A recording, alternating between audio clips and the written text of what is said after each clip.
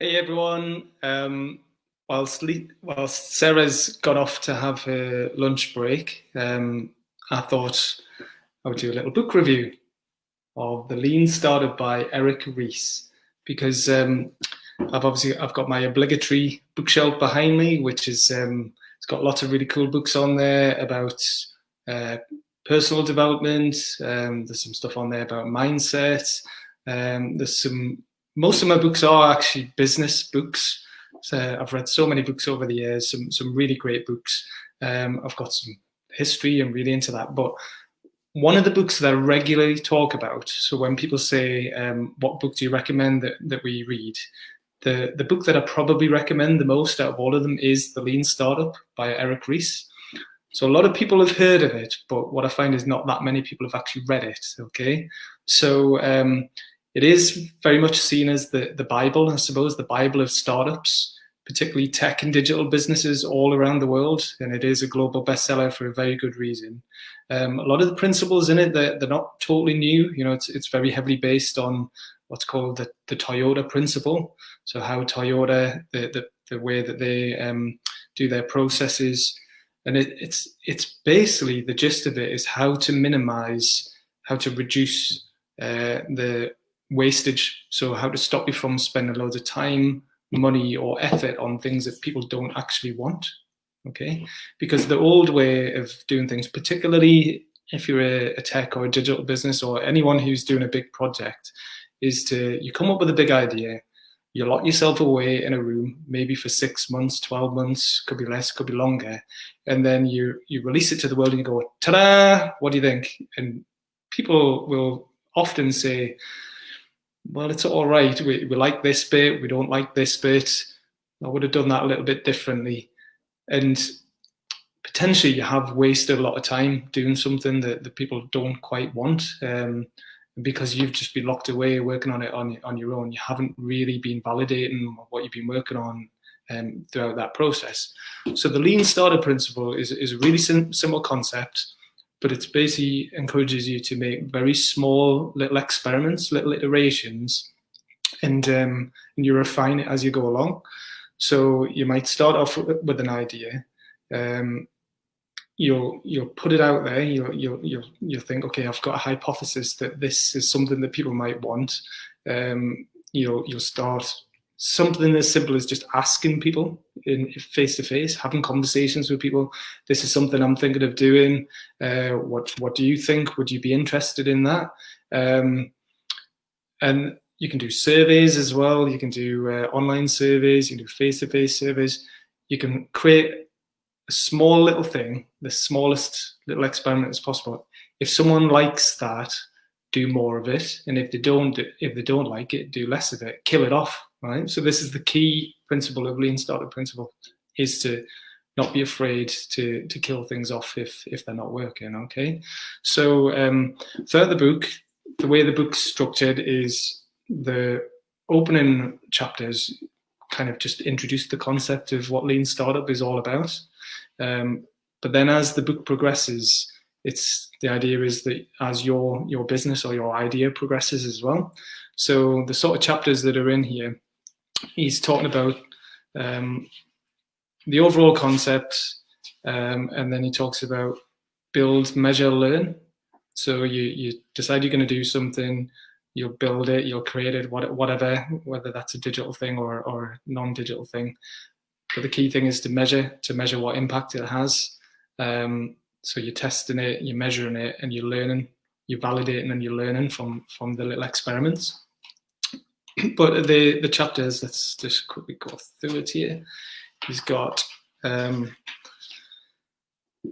so he talks, like I say, the overall concept. Then as it moves on, he goes into what's called the engines of growth. Okay, and I remember reading this when this first came out. It was very theoretical for me at the time because I was working for Shell Livewire, which is a youth enterprise scheme. So I was spending most of my time giving free help and advice, signposting, matchmaking, giving out a little bit of funding to young entrepreneurs aged 16 to 30. Going to loads of events, reading loads of books, surrounding myself with entrepreneurs, trying to soak up a lot of ideas and inspiration from them, which have put me in good stead for what I'm doing now. But it was still theoretical because it wasn't my own business. I was working for an organization. So I read it, and probably the early chapters made the most sense to me. Then when I left Shell Live, I started to work for Sage. So Sage is a huge software company, FTSE 100 technology company based here in Newcastle. And the kind of middle chapters made more sense at that point, because the team that I was in was it was focused on cloud technology. It was very much kind of like a startup within a corporate. So loads of funding, loads of resources, but the team that we were in was like a startup, very innovative, disruptive, trying to innovate from within, which is quite challenging, because when you're working in an established organization that's doing really, really well, making loads of money, doing things the old way, they can be reluctant to change, but the change gets forced upon them by the external factors and the competitors. So when I joined the team, the product that we were working on wasn't doing that well. It wasn't doing as well as it should have done. The rest of the business was doing great, but that new product wasn't really taken off for various reasons. So I remember the product had been around for a couple of years, and it was just wasn't really going anywhere.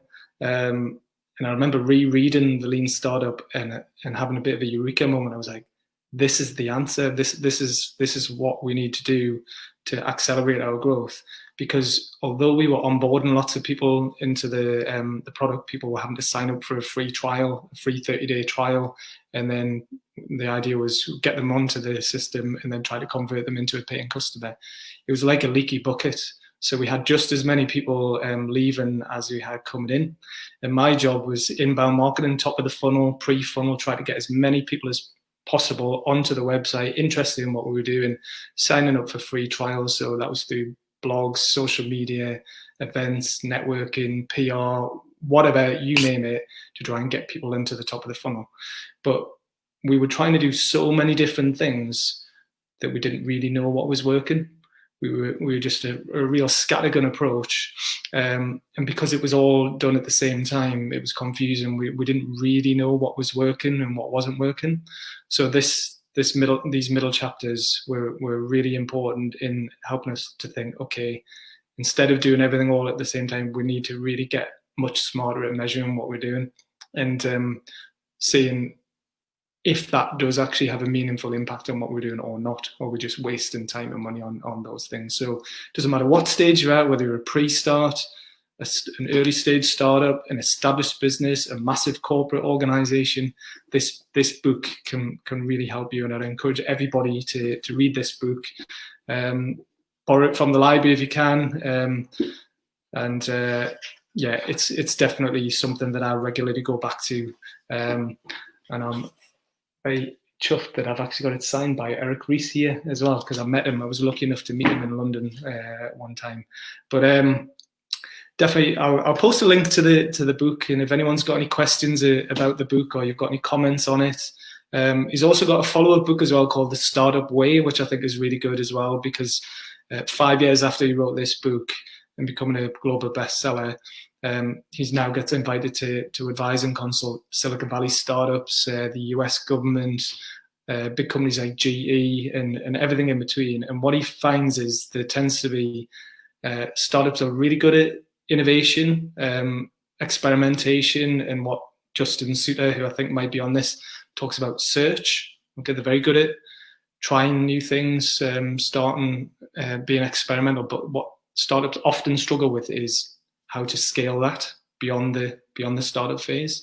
Whereas the corporates are really good at execution. They've already hit on the formula of success. They know how to rinse and repeat. They know how to make money from that. They've got the systems and processes in place. But often they forget how to innovate and how to disrupt.